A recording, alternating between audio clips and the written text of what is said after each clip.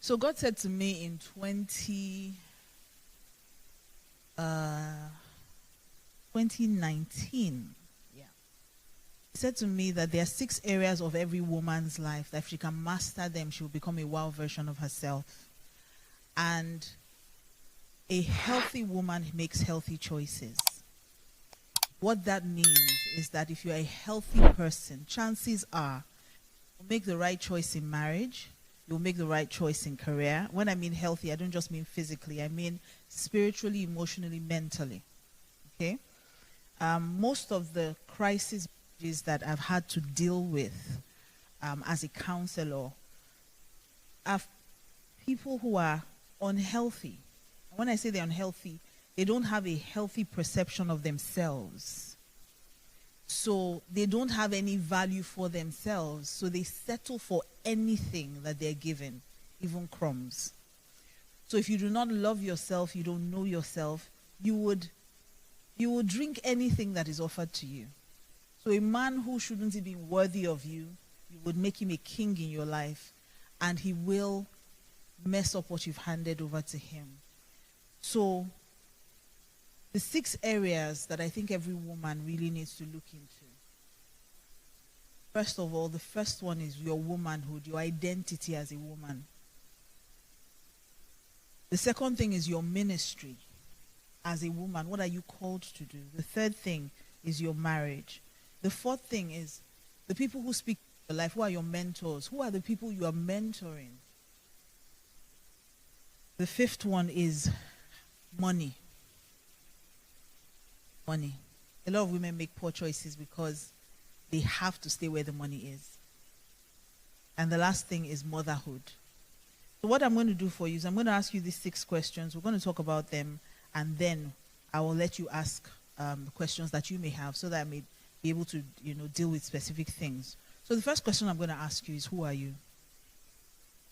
Who are you? And I need you to take maybe a minute to think about that. Who are you when you are not a Mrs.? If we take the Mrs. out of your name, who are you? Who are you if nobody's calling you mommy? Jesus was so clear on this. In fact, he was so clear on it that he wanted the people around him to also be clear about his identity. He asked, who do men say that I am? Because people will try to define you, especially as a woman. This is not what you are supposed to do. I was in a meeting just before we came in, and I was having a conversation with 3 amazing women doing great things. And one of them was saying, I'm not feminist. I'm not interested in fighting to be a man. I love being a woman. I'm very feminine. There's nothing tough about me. I'm very tender. I'm very gentle. And then the other lady said to her, I don't agree that you're not tough. You can't say to me that you're soft. You're tough. It takes being tough to do the things that you do. So don't say that you are all woman. There's something tough like a man. And then I said to her, why do we ascribe being tough to manliness? I think that has been the problem over the years, that we do not want to agree that a woman can be tough. If you've ever been into a labor room and you've pushed a baby out of you, you are tough. And that has nothing to do with being a man. That's a very feminine virtue. Strength. When the Bible talks about the Kail woman, that's the virtuous woman. That word is actually a military term. It's like being equipped with everything an army is equipped with. And that's not ascribed to a man, it's ascribed to a virtuous woman. So when she said, I said the real problem is that we have not been able to define womanhood. We have allowed people define it for us. So I'm asking you tonight, who are you? You have to understand your personality. This will drive a lot of the things that you will do in your life. It will drive the relationships you allow in your life. It will drive the kind of person you marry. Interestingly, opposites attract. So if you don't understand the kind of person you are, and you don't understand the concept of what marriage is supposed to do for you, you will marry someone who is perfect for you and complain them out of your life. So for instance, I'll give you an example, my husband and I. My husband is very extroverted, very. And I'm completely, in fact, when I do psychoanalysis tests, all those tests that tell you your personality, I always come up 100% introverted. 100%, not 99, not 98, 100%. Which means that I would rather be curled up in my bed right now under a duvet than be with human beings. That's how introverted I am. Now, because my husband is extroverted, he needs people around him. And when you first get married, or because opposites attract, it's such a beautiful quality.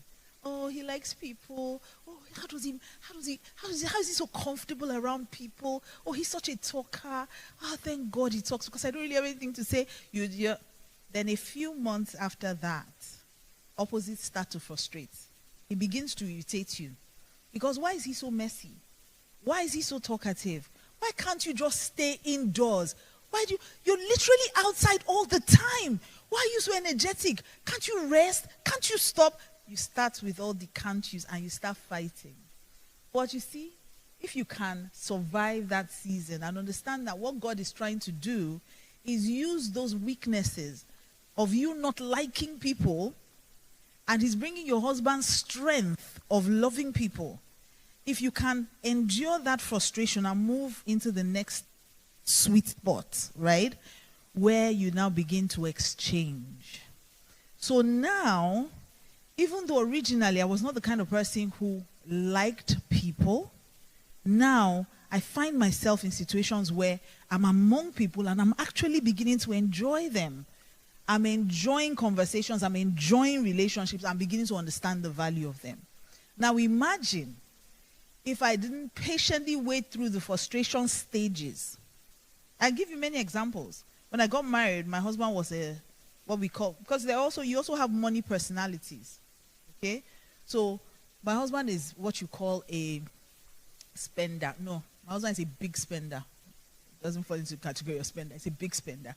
And I'm a saver. I don't understand how someone can spend all that they have. It just never makes sense. I don't think it will ever make sense to me, but it just never made sense to me. So imagine being a saver and being married to a spender.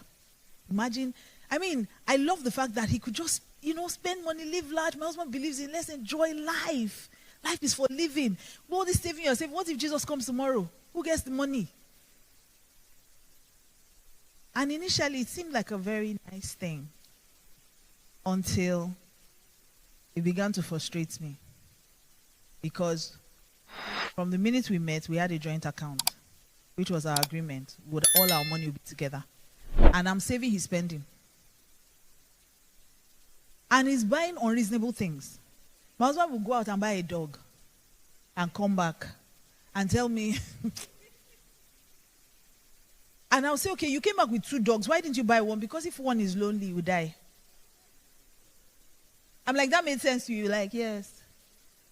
And he can sell, like I said, because he's extroverted, so he can sell ice to an Eskimo. My husband would tell me, I'll give you a perfect example. First time we moved into our home, my husband said to me, I understand that quality time is your love language. And I enjoy being with you. But I also like to play pool. So I feel like if we buy a pool table, I'll be able to play with the guys, but I will still be spending time with you, which is my focus. Everybody wants that. So I said, okay, let's buy the pool table. So we bought the pool table. Now what I didn't calculate was, where would we put it? So he came and said, oh, you see, we can't put it in the parlor because it's going to spoil the look of the parlor. So what we need to do, honey, let's build something outside. You see, we're spending more money, right? But he's not coming at me and saying, I won't spend money. He always has a way of making it about me.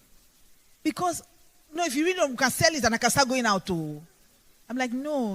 I enjoy the fact that, because I can just play with the boys a bit, then come in, just kiss you, hang out with you, and then I'll just go back again. It's you, I'm thinking about you. And truly, he wasn't trying to be manipulative. He really was thinking about me, but this was just another avenue to waste money. So we built the thing. Now, unfortunately, you are not God. In Nigeria, rain can fall from any direction. So they built it in a way that rain coming this way, it wouldn't hit the pool table. But there are days that God decided rain should come from this way. And so he spoiled the felt of the pool table. And my husband said to me, oh, it's bad. We have to buy another one. That's the kind of spending I'm talking about. I remember he traveled one day and came. No, he didn't travel. He went somewhere far and came back with a South African boabo and told me he bought the dog because he got a good deal. A good deal compared to what? What were we negotiating for before? And these were the things that I was so shocked by it, that a human being can just live. And then I would say to him, we have to save for the rainy day. And he would say to me, it's God that brings rain, it's God that brings money. Why are we worried? God will take care of the rain and the money. I see the spenders in the room. They said yes, so. But what I realized also was that I had an unhealthy approach to money as well. I would save so much, I wasn't spending anything. And so the balance, so you see, I could complain and destroy my marriage, or I could balance it out and realize that this person is bringing something into my life that I didn't already have. So that's why I said that understanding yourself is the first step to anything, whether marriage, money, whatever. Understanding yourself. So I ask you again, who are you? And I must say this, marriage does not define you. Christ does. Marriage does not define you. We have taught it so much in the church. We have emphasized so much that even young girls are missing out on the season of singleness, which is such a beautiful season. Half of the girls in church they are single, but they want to get married. So they are not enjoying their single phase. They are focused on getting married. But there's a season where you travel. There's nothing as hard as traveling with children. I should know I did it. You have 3 children under 10 and you're dragging everybody at the airport. There was a season where all my 3 children were under 5. And I was just confused. You strap them. I remember when I saw this backpack that has the leash, thank you. And I was much younger, and I thought to myself, how would anybody buy this? That's the arrogance of youth. How would anybody buy this? How would you leash your children as if I had 3. I had 3. I had 3, I'm telling you. And another reason why I'm asking you who are you is because your design determines your outcome. You must understand yourself. Oh, it's something that, you see, the Bible tells us something. And I mean, we preach this a lot, especially in churches where we talk about being born again. Nicodemus went to Jesus. The day I saw that scripture with light, the light I'm about to show you now, it changed my entire life. Nicodemus went to Jesus and said, Rabbi, nobody can do the things you do except God is with him. And Jesus said to him, it's not about doing. He said, except a man be born again. So the fact that I am born by God is what determines what I do. So it's not what I do that determines that God is with me. So Jesus was saying to him, you have to settle the matter of identity first. That's what now attracts everything else. If you understand that you are the daughter of the Most High God, that you are a queen in your own right, you will not marry anything less than you deserve. The reason why we marry, for lack of a better word, rubbish as women, is because we think that is what we deserve. And it starts with your identity. You do not know who you are, so you do not know what you deserve. You don't know what you're entitled to. So I'll ask you again, who are you? Who are you when there's no Mrs. to your name? Who are you when nobody's calling you mommy? Who are you